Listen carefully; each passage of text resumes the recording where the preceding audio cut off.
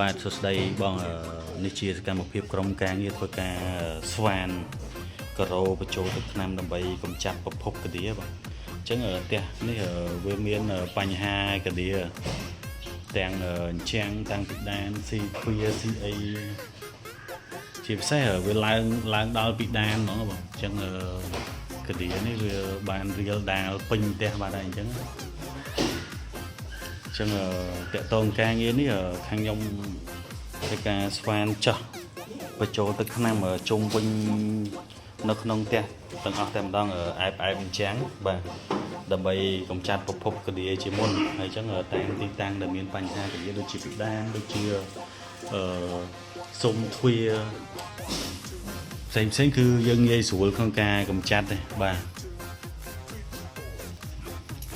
បន្ទាប់ពីយើងបានកម្ចាត់នៅតាមទីតាំងដែលមាននេះអស់ហើយគឺ 100% កម្ចាត់អស់ហ្មងមានសេសសល់ទេបាទ